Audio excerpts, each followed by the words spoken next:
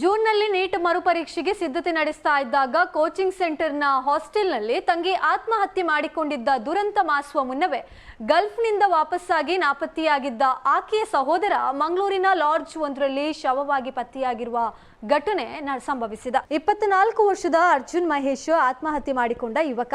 ಕಾಸರಗೋಡು ಜಿಲ್ಲೆಯ ಪಳ್ಳಿಕರ ಗ್ರಾಮ ಪಂಚಾಯತ್ ವ್ಯಾಪ್ತಿಯ ಮುಕ್ಕೋಡ್ ನಿವಾಸಿಗಳಾದ ಕೆ ರಾಧಿಕಾ ಹಾಗೂ ಮಹೇಶ್ ಅವರ ಪುತ್ರ ಅರ್ಜುನ್ ಮಂಗಳೂರಿನ ಮರವೂರು ಸಮೀಪದ ಸ್ಟೇ ಗ್ರ್ಯಾಂಡ್ ಎಂಪೈರ್ ಹೋಟೆಲ್ನಲ್ಲಿ ಸೋಮವಾರ ಮಧ್ಯಾಹ್ನದ ವೇಳೆಗೆ ಅರ್ಜುನ್ ನೇಣು ಬಿಗಿದ ಸ್ಥಿತಿಯಲ್ಲಿ ಪತ್ತೆಯಾಗಿದ್ದಾರೆ. ಮಂಗಳೂರು ನಗರ ಪೊಲೀಸ್ ಕಮಿಷನರ್ ಸುಧೀರ್ ಕುಮಾರ್ ರೆಡ್ಡಿ ಅವರು ಘಟನೆಯನ್ನು ದೃಢಪಡಿಸಿದ್ದಾರೆ.